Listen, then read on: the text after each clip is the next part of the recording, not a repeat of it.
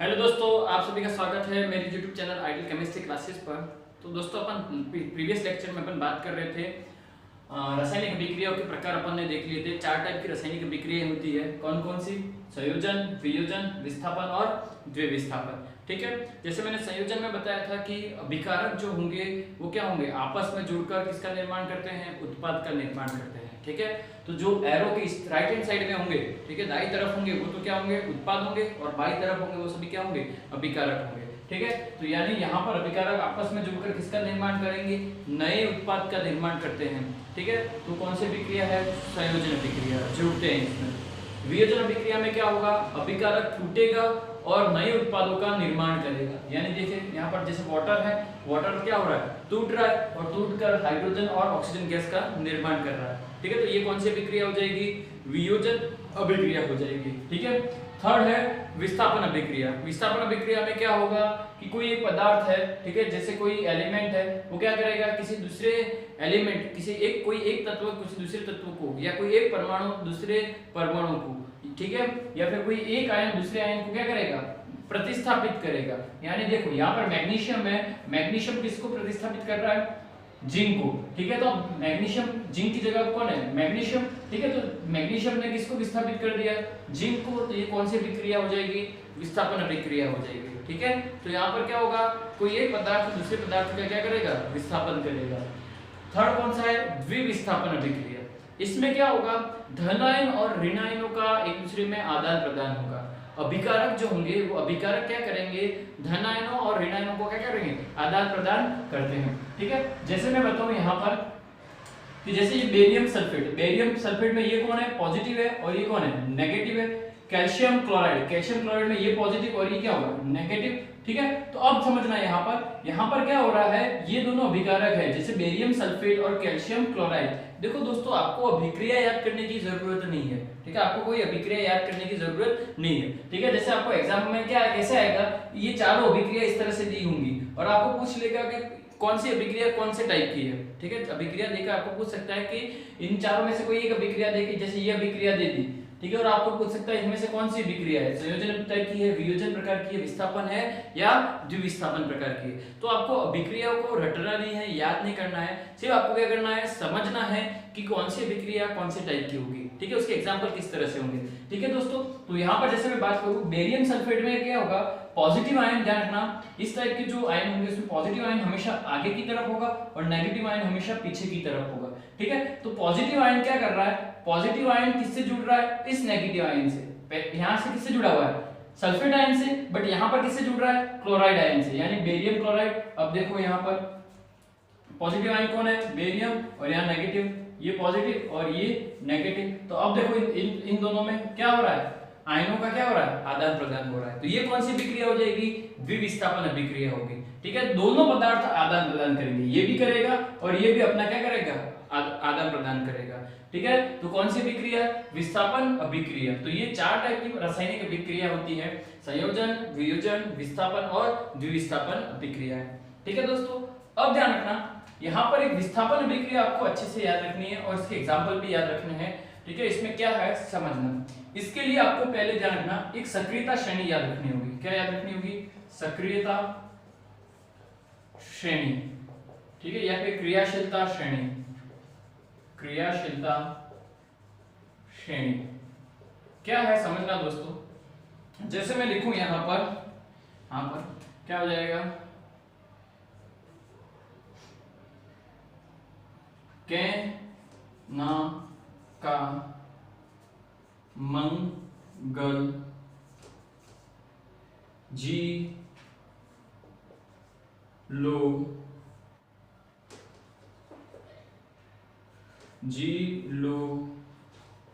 सीता। ठीक है, इस तरह से याद रखना है। नीचे लास्ट में है ई सिल्वर, ए जी गोल्ड, ए जी गोल्ड। ठीक है, अब ध्यान रखना किस तरह से रखना है, के ना का मंगल जी लो सीता, ए जी गोल्ड, ए जी गोल्ड। आपको इस तरह से याद रखना है। ध्यान रखना, यहां से ये क्या है, ऊपर की तरफ जाएंगे तो इनकी क्रियाशीलता क्या होगी, बढ़ेगी। यानी सर्वाधिक क्रियाशीलता किसकी होगी, पोटेशियम की, यानी ये जो है ऊपर की तरफ जो है उसकी क्रियाशीलता क्या होगी, सर्वाधिक, सर्वाधिक क्रियाशील कौन होगा, पोटेशियम। और नीचे की तरफ आएंगे तो इसकी क्रियाशीलता क्या होगी, सबसे कम, यानी सबसे कम क्रियाशील कौन होगा, गोल्ड। गोल्ड की जो होगा Au जो होगा वो किसी के साथ क्रिया नहीं करता है, इसलिए ठीक है प्योर फॉर्म में मिलता है, ठीक है। शुद्ध अवस्था में मिलने के कारण क्या है, क्योंकि इसकी जो गोल्ड है उसकी क्रियाशीलता क्या होती है, कम होती है। और उसके ऊपर कौन है सबसे कम क्रियाशील, सिल्वर है, ठीक है, चांदी है। तो यहाँ पर ध्यान रखना सबसे अधिक क्रियाशील कौन है, तो K क्या हो जाएगा, पोटेशियम।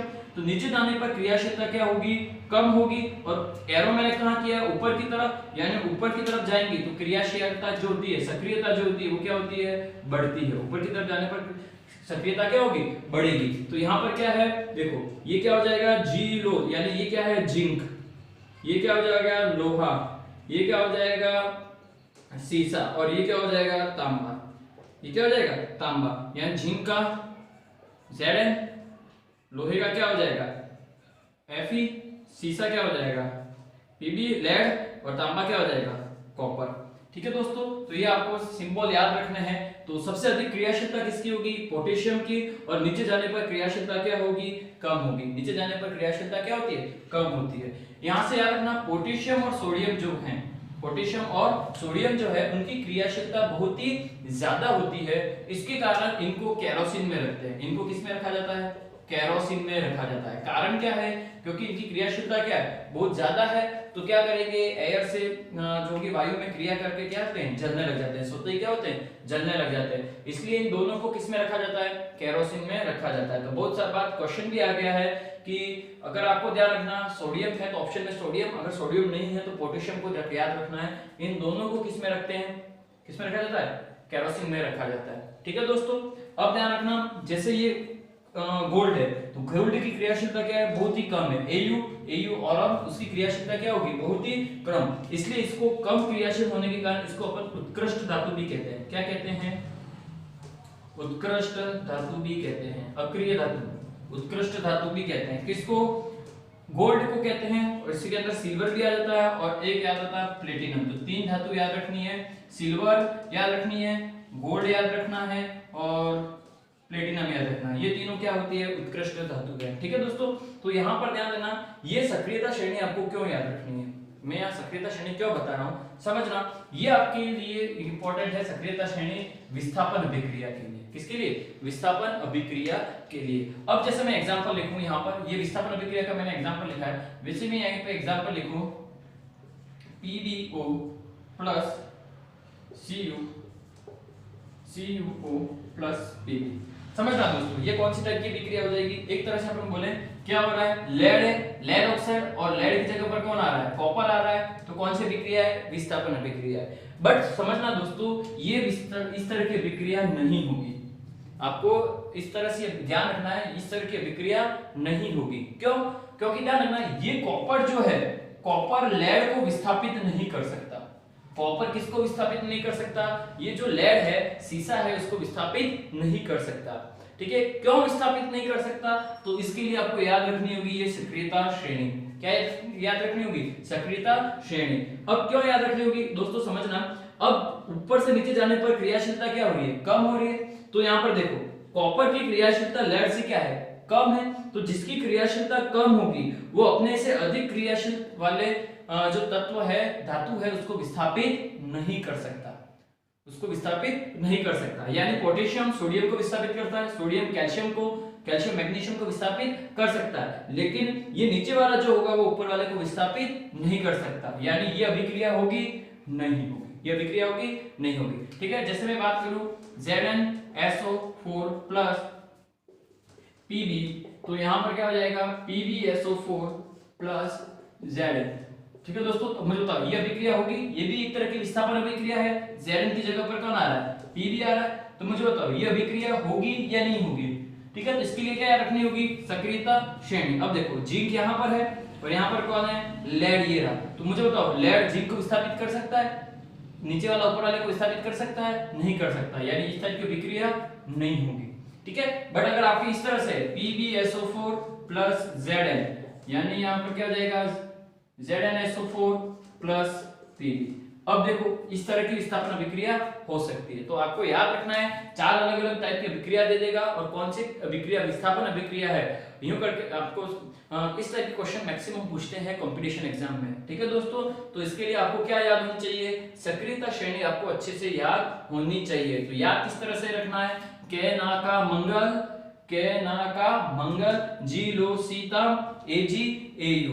ठीक है, एजी एयू, एयू क्या, एजी गोल्ड। ठीक है दोस्तों, तो यहाँ समझ में आ गया ये कौन सी थी, रासायनिक अभिक्रिया के प्रकार। कितने प्रकार की होगी, 4 प्रकार की, संयोजन, वियोजन, विस्थापन और द्विविस्थापन। विस्थापन के लिए आपको सक्रियता श्रेणी याद रखनी है और इसमें ये समझना है कौन किसको विस्थापित कर सकता है। ठीक है दोस्तों, तो इसको एग्जाम्पल के रूप में इसको उतार लो एक बार और ये सक्रियता श्रेणी भी उतार लो। ठीक है, उसके बाद अपन आगे जो अलग टाइप की जो अभिक्रिया है वो अपन पढ़ते हैं। इसको स्क्रीनशॉट ले लो।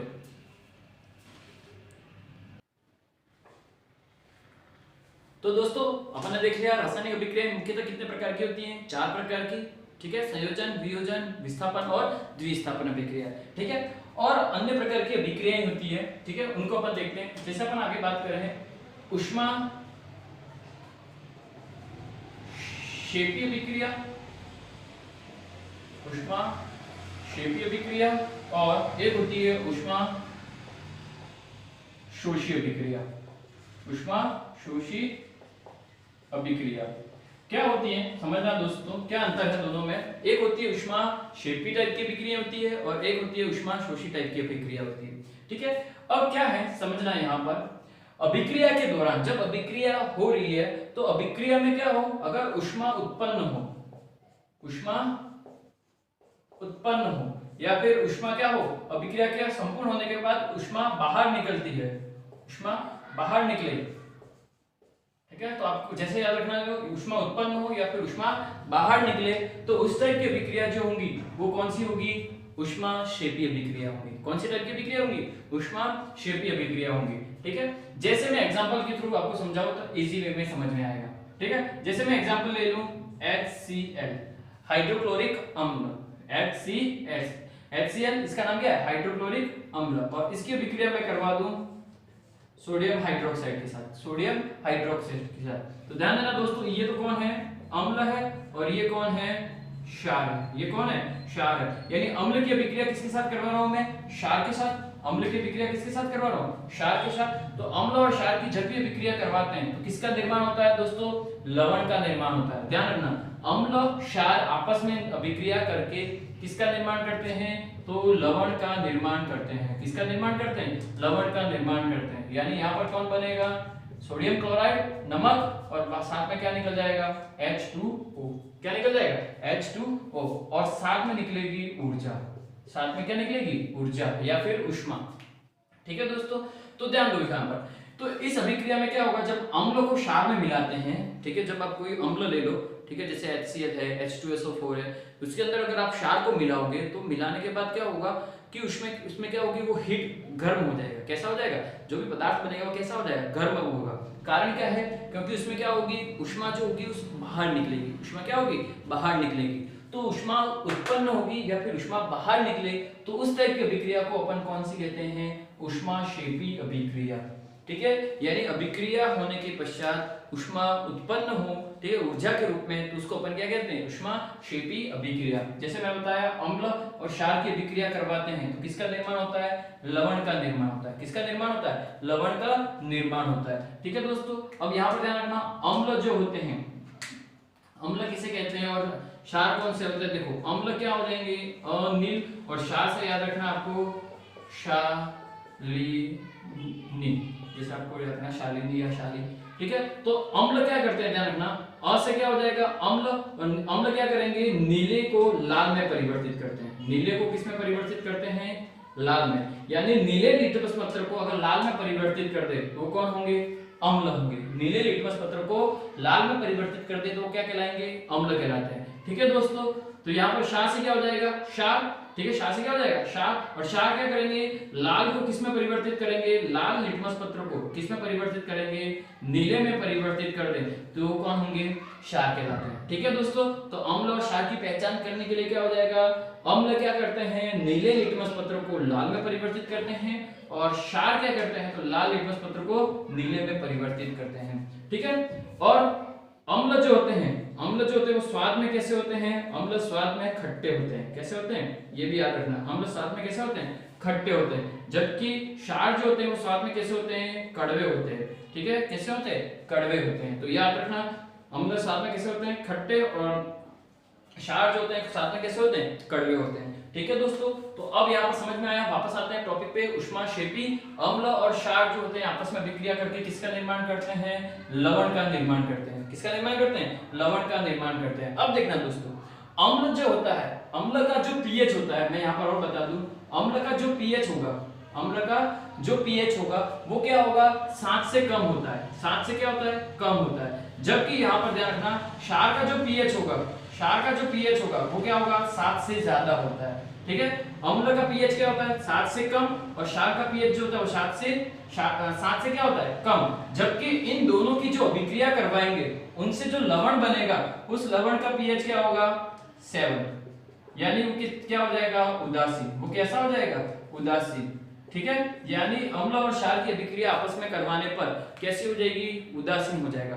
जो पदार्थ बनेगा वो कैसा होगा, उदासीन होगा। ठीक है, अम्ल का पीएच क्या होता है, 7 से कम, क्षार का पीएच 7 से ज्यादा, लेकिन दोनों को आपस में अभिक्रिया करवाएंगे तो पदार्थ जो बनेगा, जो लवण बनेगा वो कैसा होगा, उदासीन होगा। ठीक है, और अम्ल क्षार अभिक्रिया जो है वो कौन से टाइप की अभिक्रिया है, ऊष्माक्षेपी टाइप की अभिक्रिया है। कौन से टाइप की अभिक्रिया है, ऊष्माक्षेपी टाइप की अभिक्रिया है। ठीक है दोस्तों, ऊष्माक्षेपी अभिक्रिया कौन सी हो जाएगी, वह अभिक्रिया जिसमें ऊष्मा उत्पन्न होती है, तो कौन सी अभिक्रिया हो जाएगी, ऊष्माक्षेपी अभिक्रिया हो जाएगी। ठीक है, इसके साथ साथ मैंने अम्ल क्षार का भी आपको बता दिया साथ साथ में।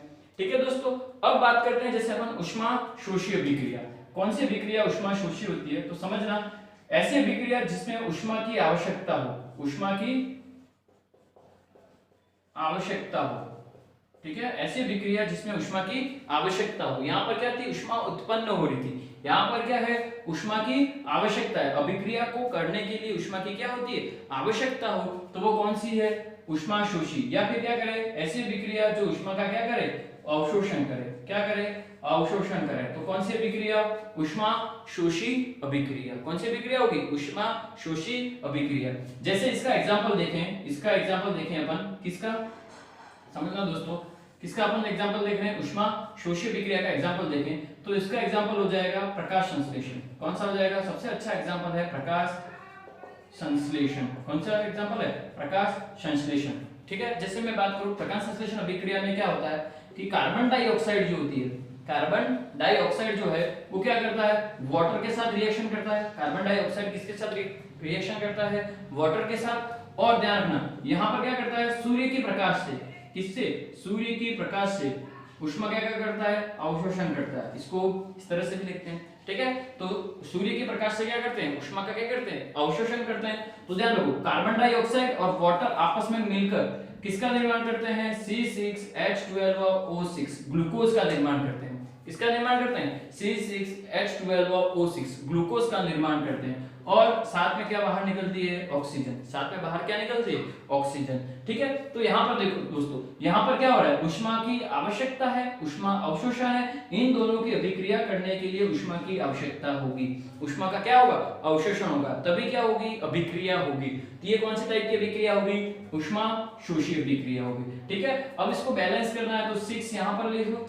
ठीक है, यहाँ पर कितने हैं, 6, तो ये 12, तो ये 6। ठीक है, तो इस तरह से अभिक्रिया बैलेंस करना भी आना चाहिए आपको। ठीक है दोस्तों, तो कार्बन डाइऑक्साइड वाटर के साथ रिएक्ट करके किसका फॉर्मेशन करेगी, ग्लूकोज, और साथ में क्या निकलेगी, ऑक्सीजन निकलेगी। ठीक है दोस्तों, तो इसका एग्जांपल क्या हो जाएगा, प्रकाश संश्लेषण। और आपको एग्जांपल लिखना है तो क्या हो जाएगा, पानी में शक्कर का घुलना। पानी में किसका घुलना, शक्कर का घुलना, वो भी किसका एग्जांपल है, ऊष्माशोषी अभिक्रिया का एग्जांपल है। ठीक है दोस्तों, तो जैसे अपन पानी के अंदर शक्कर घोलेंगे तो पानी कैसा हो जाएगा, ठंडा। ठीक है, तो यहाँ पर ध्यान रखना उष्मा शोषीय अभिक्रिया, और ये कौन सी होगी, उष्मा क्षेपीय अभिक्रिया। ठीक है, इसमें आपको ये भी याद रखना है अम्ल और क्षार। अम्ल कौन से होते हैं, जो स्वाद में कैसे हो, खट्टे, और क्षार कौन से होंगे, जो स्वाद में कैसे हो, कड़वे होते हैं। ठीक है, और ध्यान रखना अम्ल में और बात करनी है तो अम्ल में क्या होगा, आपको जब भी किसी भी कोई भी यौगिक है, ठीक है, कोई पदार्थ है, उसके पहले आपको आगे की तरफ H दिख जाए, हाइड्रोजन दिख जाए, तो वो कौन होगा, अम्ल होगा, और पीछे की तरफ OH आयन दिख जाए तो वो कौन होगा, क्षार होगा। ठीक है, ध्यान रखना ये भी आपको। ठीक है दोस्तों, तो इसका समझ में आ गई। तो कौन सी टाइप की अभिक्रिया होगी, उष्मा क्षेपीय और उष्मा शोषी, दो अलग टाइप की अभिक्रिया होगी। तो इसका एग्जांपल मैंने बता दिया, अब इसका स्क्रीनशॉट ले लो, उसके बाद अपन आगे और अलग टाइप की अभिक्रिया देखते हैं।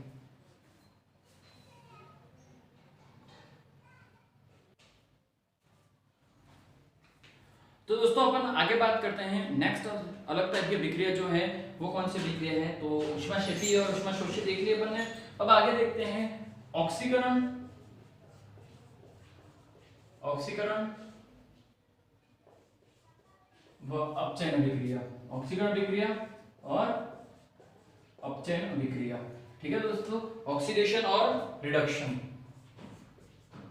ऑक्सीडेशन और रिडक्शन।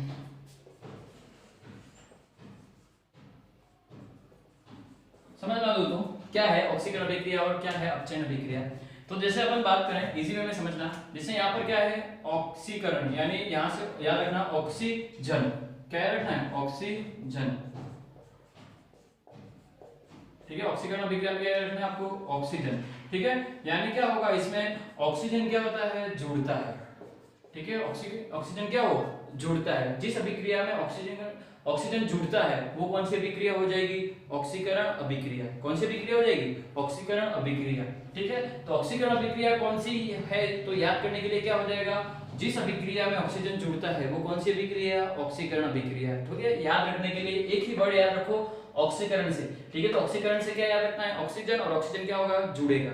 ठीक है, तो अब ध्यान रखना जिसमें ऑक्सीजन जुड़ता है वो तो कौन सी है, ऑक्सीकरण है। तो इसका उल्टा, ऑक्सीकरण जुड़ता है तो इसमें क्या होगा, ऑक्सीकरण, ऑक्सीजन बाहर निकलता है तो वो कौन सी अभिक्रिया हो जाएगी, अपचयन अभिक्रिया। तो इसमें क्या हो जाएगा, इसमें ऑक्सीजन जो होगा, ऑक्सीजन क्या होगा, बाहर निकलता है, क्या होगा, बाहर निकलता है। ठीक है, तो जिसमें ऑक्सीजन बाहर निकलता है वो कौन सी अभिक्रिया हो जाएगी, अपचयन अभिक्रिया। कौन सी अभिक्रिया हो जाएगी, अपचयन अभिक्रिया। ठीक है, अब इसके ध्यान रखना यहां पर क्या हो रहा है, ऑक्सीजन जुड़ रहा है। ठीक है, जिसमें ऑक्सीकरण अभिक्रिया कौन सी हो जाएगी, जिसमें ऑक्सीजन जुड़ता है, और जिसमें ऑक्सीजन जुड़ता है उसमें हाइड्रोजन बाहर निकलता है। उसमें कौन बाहर निकलता है, हाइड्रोजन बाहर निकलता है। ठीक है, जिस अभिक्रिया में ऑक्सीजन जुड़ेगा उसमें कौन बाहर निकलेगा, हाइड्रोजन बाहर निकलता है। तो हाइड्रोजन का बाहर निकलना, ठीक है, बाहर निकलता है, वो भी कौन सी अभिक्रिया हो जाएगी, ऑक्सीकरण अभिक्रिया। ठीक है, तो यहाँ हाइड्रोजन बाहर निकल रहा है तो यहाँ हाइड्रोजन क्या होगा, जुड़ेगा। यहाँ हाइड्रोजन क्या होगा, जुड़ता है। ठीक है दोस्तों, तो यहाँ पर केवल आपको एक ही वर्ड याद रखना है, वो भी कौन सा मैंने स्टार्टिंग में बताया, उसके कंपैरिजन में आप सारे याद कर सकते हो। क्या याद रखना है, ऑक्सीकरण, ऑक्सीकरण से क्या याद रखना है, ऑक्सीजन, और ऑक्सीजन, ऑक्सीकरण में क्या होगा, ऑक्सीजन जुड़ेगा। ऑक्सीकरण में क्या होगा, ऑक्सीजन जुड़ेगा। तो जिसमें ऑक्सीजन जुड़ता है वो ऑक्सीकरण, और जिसमें ऑक्सीकरण बाहर, ऑक्सीजन बाहर निकलता है वो कौन सी अभिक्रिया, अपचयन। वो कौन सी अभिक्रिया, अपचयन। ठीक है, वापिस जिसमें ऑक्सीजन जुड़ता है वो कौन सी अभिक्रिया, ऑक्सीकरण। ठीक है, अब जिसमें ऑक्सीजन जुड़ता है वो ऑक्सीकरण है, तो ऑक्सीजन जुड़ता है उसमें क्या होगा, हाइड्रोजन बाहर निकलेगा। जिसमें ऑक्सीजन जुड़ेगा उसमें हाइड्रोजन क्या होगा, बाहर निकलेगा। तो इसके अपोजिट इसमें क्या होगा, हाइड्रोजन जुड़ेगा। ठीक है दोस्तों, तो चारों वर्ड याद नहीं रखने से केवल एक ही वर्ड याद रखना आपको, उसके कंपैरिजन में आपको दूसरे वर्ड समझ में आ जाएंगे। ठीक है दोस्तों, तो अब ध्यान रखना, जैसे एग्जांपल देखें मैं अगर अपन एग्जांपल देखें कार्बन की अभिक्रिया ऑक्सीजन से, तो यहाँ पर किसका फॉर्मेशन हो जाएगा, कार्बन डाइऑक्साइड। किसका फॉर्मेशन हो जाएगा, कार्बन डाइऑक्साइड का। तो यहाँ कार्बन से कौन जुड़ रहा है, ऑक्सीजन जुड़ रहा है, तो यहाँ पर किसका निर्माण होगा, कार्बन डाइऑक्साइड का। तो कौन सी अभिक्रिया होगी, ये कौन सी अभिक्रिया होगी दोस्तों, ये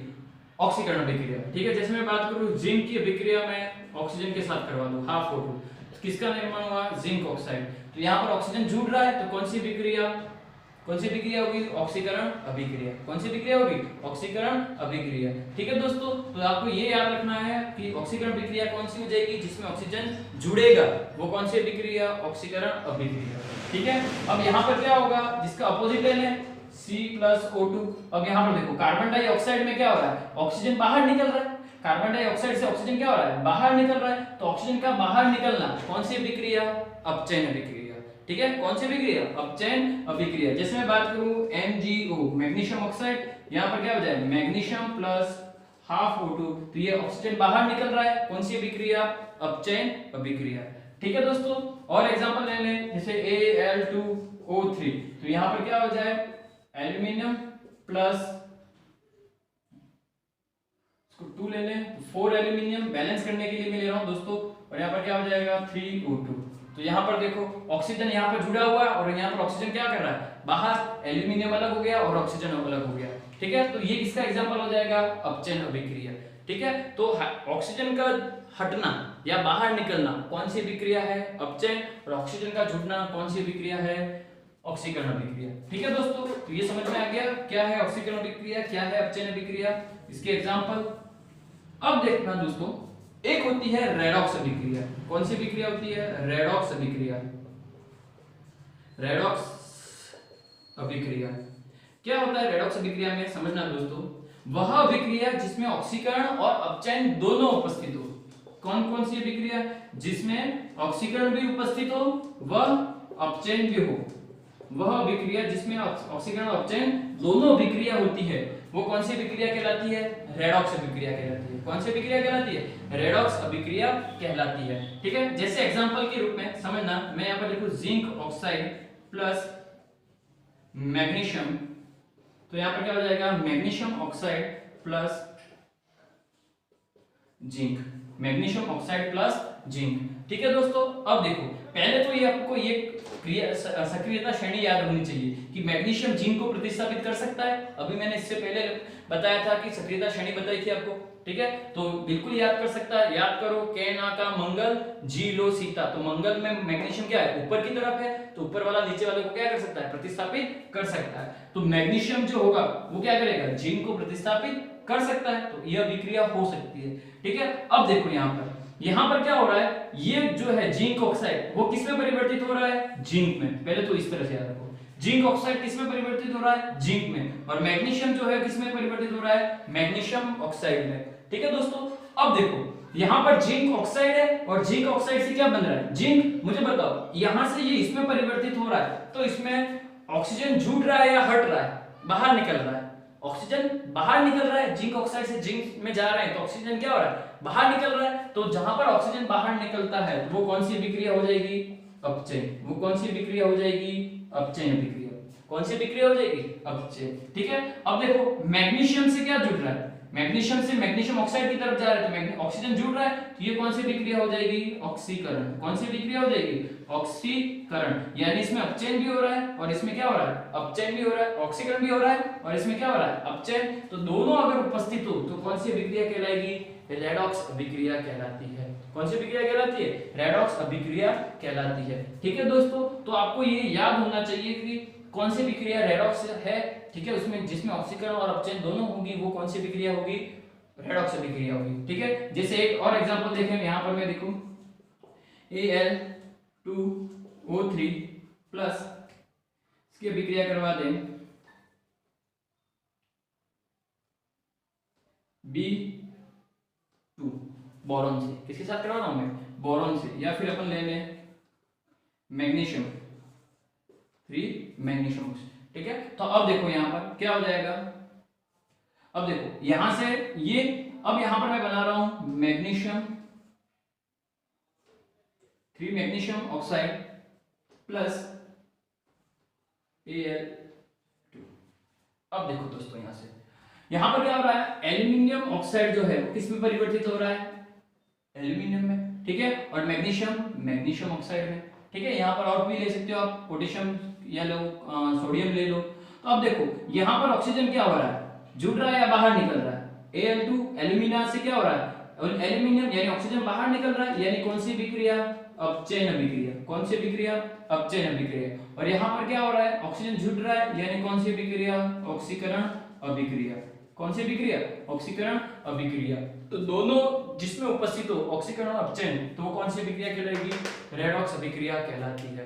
ठीक है दोस्तों, तो समझ में आ गया। ऑक्सीकरण अभिक्रिया कौन सी होगी? इसमें ऑक्सीजन जुड़ेगा। अपचयन अभिक्रिया कौन सी होगी? जिसमें ऑक्सीजन बाहर निकलता है। या फिर इसमें क्या हो जाएगा? हाइड्रोजन जुड़ेगा और हाइड्रोजन बाहर निकलेगा और इसमें हाइड्रोजन क्या होगा? जुड़ेगा। ठीक है, और दोनों उपस्थित होंगे तो उसको अपन क्या कहेंगे? रेडॉक्स अभिक्रिया। ठीक है, तो ये इसके एग्जांपल है, तो इसका स्क्रीनशॉट ले लो और कुछ अपन एग्जांपल इसमें देखते हैं।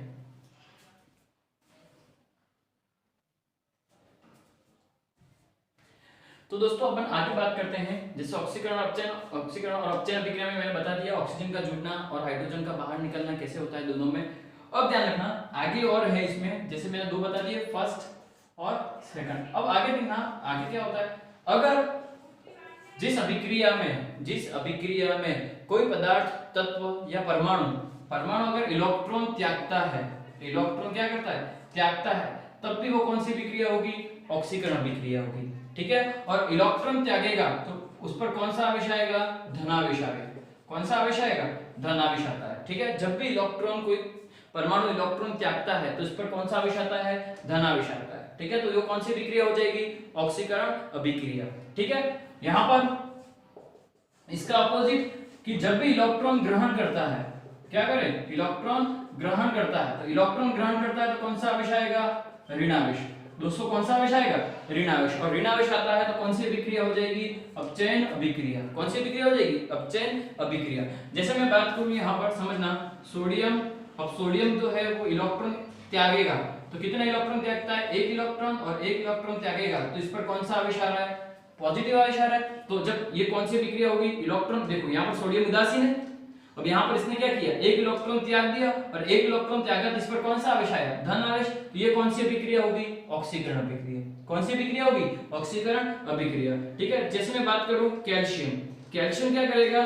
कैल्शियम दो इलेक्ट्रॉन त्यागेगा और यहाँ पर इस पर कौन सा चार्ज आएगा? +2 चार्ज आ जाएगा। ठीक है, धनावेश आ रहा है कितना? +2, क्योंकि कितने इलेक्ट्रॉन त्याग रहा है? 2 इलेक्ट्रॉन त्याग रहा है, तो कैल्शियम पर कितना आवेश आएगा? 2 धनावेश इस पर चार्ज आएगा। ठीक है, आवेश आ जाएगा। ठीक है, तो ये भी कौन सी टाइप की अभिक्रिया होगी? ऑक्सीकरण अभिक्रिया। ठीक है, तो एल्यूमिनियम इसी तरह से, एल्यूमिनियम कितना इलेक्ट्रॉन त्यागेगा? तो एल्यूमिनियम 3 इलेक्ट्रॉन त्यागेगा। ठीक है, तो ये सारे किसके एग्जांपल हो गए? ऑक्सीकरण अभिक्रिया के एग्जांपल हो गए। ठीक है, इससे पहले मैंने बताया था ऑक्सीजन का जुड़ना, वो भी ऑक्सीकरण अभिक्रिया के एग्जांपल है, और ये भी किसके एग्जांपल है? ऑक्सीकरण अभिक्रिया के एग्जांपल है। ठीक है दोस्तों, अब जैसे यहाँ पर बात करें अपचयन अभिक्रिया में क्या होगा? जो भी इलेक्ट्रॉन ग्रहण करेगा, जो भी इलेक्ट्रॉन ग्रहण करेगा तो वो उस पर कौन सा चार्ज आएगा?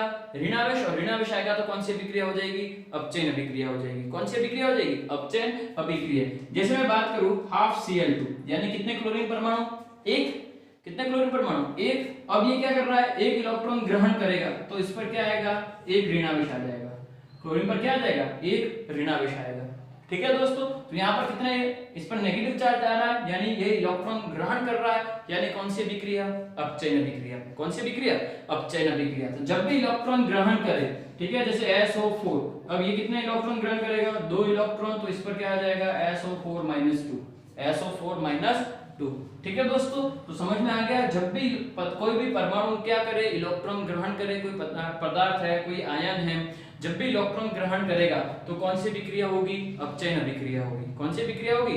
और अपचयन अभिक्रिया होगी। ठीक है दोस्तों, तो एक और अंतर याद रखना है, ऑक्सीकरण अभिक्रिया में क्या होगा? इलेक्ट्रॉन त्यागता है, और अपचयन अभिक्रिया में क्या होगा? इलेक्ट्रॉन ग्रहण करता है, और दोनों साथ में होंगे तो कौन सी अभिक्रिया होगी? रेडॉक्स अभिक्रिया। कौन सी अभिक्रिया होगी? रेडॉक्स अभिक्रिया। ठीक है दोस्तों, तो आपको ये 3 बातें याद रखनी है जो मैंने लिखी है। कौन कौन सी? ऑक्सीजन का जुटना, हाइड्रोजन का बाहर निकलना और इलेक्ट्रॉन का त्यागना, और इसका जस्ट अपोजिट किसमें हो जाएगा? अपचयन अभिक्रिया में। किसमें हो जाएगा? अपचयन अभिक्रिया में। ठीक है दोस्तों, अब यहाँ पर देखो, मैं कुछ पॉइंट बात बता रहा हूँ, वो इंपॉर्टेंट बात है, उसको समझना और यहाँ पर ध्यान देना। ठीक है, और इस पर मैक्सिमम क्वेश्चन बनते हैं, इसलिए आपको ध्यान देना है। ठीक है दोस्तों, तो यहाँ पर देखो, जैसे मैं यहाँ पर लिख रहा हूँ ऑक्सीकरण, ठीक है, यहाँ पर क्या लिख रहा हूँ? ऑक्सीकरण, और यहाँ पर क्या लिख रहा हूँ? अपचयन। ठीक है। तो दो टाइप की अभिक्रिया मैंने बताई, एक तो ऑक्सीकरण अभिक्रिया और एक अपचयन अभिक्रिया, ठीक है। अब समझना दोस्तों, यहाँ पर ऑक्सीकरण अभिक्रिया के सामने मैं लिख रहा हूं ऑक्सीकारक, ऑक्सीकारक, ठीक है, और अपचयन अभिक्रिया के सामने मैं लिख रहा हूं अपचायक, समझा, ठीक है दोस्तों। मैंने यहाँ पर चार वर्ड लिखे हैं। एक तो दो टाइप की अभिक्रिया होगी, कौन कौन सी, ये तो कौन सी क्या हो जाएंगी, ये दोनों तो क्या है, अभिक्रिया है, ये दोनों तो क्या है, अभिक्रिया है। कौन कौन सी अभिक्रियाएं, ऑक्सीकरण और अपचयन, और ये दोनों क्या है, गुणधर्म, ऑक्सीकारक गुण और अपचायक गुण, दो तरह के गुण होते हैं, ऑक्सीकारक और अपचायक। अब ध्यान देना, जो भी पदार्थ ऑक्सीकरण अभिक्रिया देगा, समझना, जो भी पदार्थ या कोई भी परमाणु ऑक्सीकरण अभिक्रिया देगा, वह उसका अपोजिट गुणधर्म, ध्यान, वह कौन सा गुणधर्म प्रदर्शित करेगा, तो वह अपचायक गुणधर्म प्रदर्शित करता है। वह कौन सा गुणधर्म प्रदर्शित करेगा, अपचायक। यानी यहां पर ध्यान रखना, जो भी ऑक्सीकरण अभिक्रिया देगा, तो ऑक्सीकरण अभिक्रिया का गुण जो होगा वो कौन सा गुण हो जाएगा, अपचायक। वो कौन सी, उसकी प्रकृति कैसी होगी, अपचायक प्रकृति का होगा। कौन सी प्रकृति का होगा, अपचायक प्रकृति का होगा, ठीक है। और जैसे यहाँ पर बात करें, जो भी अपचयन होगा, जिस अभिक्रिया में अपचयन हो रहा है, ठीक है, जिस पदार्थ का अपचयन होगा, वो कौन सा गुणधर्म प्रदर्शित करेगा, तो वो ऑक्सीकारक गुणधर्म प्रदर्शित करेगा, ठीक है। तो यानी अपोजिट है, ऑक्सीकरण कौन सा गुणधर्म, ऑक्सीकरण अभिक्रिया में कौन सा गुणधर्म होगा, तो अपचायक, और अपचयन अभिक्रिया है तो कौन सा गुणधर्म होगा, ऑक्सीकारक। तो दोस्तों ये याद रखना, ये दोनों एक दूसरे के अपोजिट है और इस पर अधिकतम क्वेश्चन बनते हैं, ध्यान रखना। तो यहाँ पर कौन सा गुणधर्म होगा, यहाँ पर अपन बात करें तो यहाँ पर कौन सा गुणधर्म होगा, अपचायक गुणधर्म होगा। कौन सा गुणधर्म होगा, अपचायक गुणधर्म होगा, ठीक है। तो ये आपको याद रखना है, ऑक्सीकरण होगा उसका अपचायक गुण, और जिसमें का अपचयन हो रहा है वो कौन सा गुणधर्म प्रदर्शित करेगा, ऑक्सीकारक, ठीक है। जैसे मैं एग्जांपल लिखूं, एग्जांपल के थ्रू मैं आपको बता रहा हूं, ध्यान रखना। जैसे मैं एग्जांपल लिखूं, यहां पर मैं लिखूं ZnO प्लस, जो मैंने एग्जांपल बताया था मैग्नीशियम, यहां पर क्या हो रहा है, मैग्नीशियम ऑक्साइड प्लस Zn, ठीक है दोस्तों। अब यहां पर देखो, समझना यहां पर, अब यहां पर क्या हो रहा है, यहां पर Zn जो है वो किसमें परिवर्तित हो रहा है, Zn ऑक्साइड जो है, जिंक ऑक्साइड किसमें परिवर्तित हो रहा है, जिंक में। तो इसका तो क्या हो रहा है, ऑक्सीकरण, ऑक्सीजन त्याग रहा है, यानी इसका क्या हो जाएगा, ऑक्सीकरण, ठीक है दोस्तों। अब देखो ये क्या हो रहा है, ऑक्सीजन जुड़ रहा है, सॉरी यहाँ पर ऑक्सीजन त्याग रहा है, तो कौन सी अभिक्रिया हो जाएगी, अपचयन। ऑक्सीजन त्याग रहा है तो कौन सी अभिक्रिया हो जाएगी, अपचयन। अब यहाँ पर देखो ऑक्सीजन जुड़ रहा है तो कौन सी अभिक्रिया हो जाएगी, ऑक्सीकरण। कौन सी अभिक्रिया हो जाएगी, ऑक्सीकरण, ठीक है। अब ये तो आपको पता है किसका ऑक्सीकरण होगा, किसका किसका अपचयन होगा, बट कौन ऑक्सीकारक होगा और कौन अपचायक होगा वो कैसे पता करें, तो समझना दोस्तों। यहाँ पर अगर मैं क्वेश्चन पूछूं, यहाँ पर निम्न में से कौन ऑक्सीकारक गुणधर्म प्रदर्शित करता है, ऑक्सीकारक गुण प्रदर्शित करता है, निम्न में से कौन ऑक्सीकारक गुणधर्म प्रदर्शित करता है, इस अभिक्रिया की बात कर रहा हूं, ठीक है। तो मैं ऑप्शन दे रहा हूं, जैसे ए जिंक ऑक्साइड, ठीक है, 2 है मैग्नीशियम, ठीक है, 3 है मैग्नीशियम ऑक्साइड, 4th है जिंक, 4th है जिंक।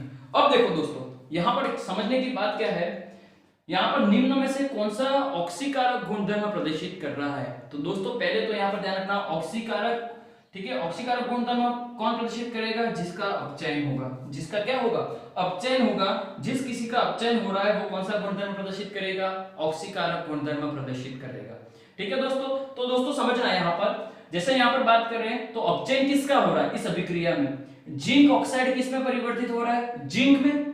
ये जिंक ऑक्साइड किस में परिवर्तित हो रहा है, जिंक में, यानी ये जिंक ऑक्साइड है उसका क्या हो रहा है, अपचयन। जिंक ऑक्साइड का क्या हो रहा है, अपचयन हो रहा है। तो जिसका भी अपचयन होगा वो कौन सा गुणधर्म प्रदर्शित करेगा, ऑक्सीकारक गुणधर्म। यानी यहां पर देखो पहला ही ऑप्शन है जिंक ऑक्साइड, वो अपना सही आंसर होगा। तो कौन ऑक्सीकारक गुणधर्म प्रदर्शित करेगा, तो जिंक ऑक्साइड जो होगा वो कौन सा गुणधर्म प्रदर्शित करेगा, ऑक्सीकारक गुणधर्म प्रदर्शित करेगा, ठीक है दोस्तों। तो यहाँ पर आपको अच्छे से समझ में आना चाहिए। इस तरह के क्वेश्चन आपके कंपटीशन एग्जाम में बहुत सारे क्वेश्चन बनते हैं कि इसमें से कौन ऑक्सीकरण अभिक्रिया प्रदर्शित, किसका ऑक्सीकरण हो रहा है, निम्न में से किसका अपचयन हो रहा है, निम्न में से कौन ऑक्सीकारक है या कौन अपचायक है। इस तरह के क्वेश्चन आपके बहुत सारे बनते हैं, ठीक है दोस्तों। तो समझ में आ गया। देखो यहाँ पर मैग्नीशियम है तो मैग्नीशियम ऑक्साइड में परिवर्तित हो रहा है। तो यहाँ पर देखो ऑक्सीकरण किसका हो रहा है, इसका हो रहा है या इसका हो रहा है? ऑक्सीजन किससे जुड़ रहा है? मैग्नीशियम से जुड़ रहा है। तो इसका क्या हो रहा है? ऑक्सीकरण हो रहा है। तो इसका ऑक्सीकरण हो रहा है, तो जिसका ऑक्सीकरण होगा वो कौन सा गुणधर्म प्रदर्शित करेगा? अपचायक। यानी मैग्नीशियम कौन सा गुणधर्म प्रदर्शित करेगा? अपचायक गुणधर्म प्रदर्शित करेगा। उत्पाद की तो बात ही नहीं होगी, इन दोनों की ही बात होगी, अभिकारक। ठीक है दोस्तों, तो याद क्या रखना है? अभिकारक में से आपके या तो ऑक्सीकरण होगा कोई, या कोई किसी का क्या होगा? अपचायक होगा। ठीक है दोस्तों, तो समझ में आ गया? तो इसका स्क्रीनशॉट ले लो, और आई होप इस पे इस टाइप के जो भी क्वेश्चन है उसको आप सॉल्व करोगे तो आपको और अच्छा समझ में आएगा। ठीक है, और इस टाइप के कोई क्वेश्चन है जो आपको समझ में नहीं आ रहे हैं तो आप कमेंट बॉक्स में उसके क्वेश्चन को डाल सकते हो। ठीक है, और वहां पे आपको आंसर मिल जाएंगे। ठीक है दोस्तों, तो आई होप आपको अच्छे से समझ में आ गया होगा। इसका स्क्रीनशॉट ले लो। नेक्स्ट अपन आगे बढ़ते हैं।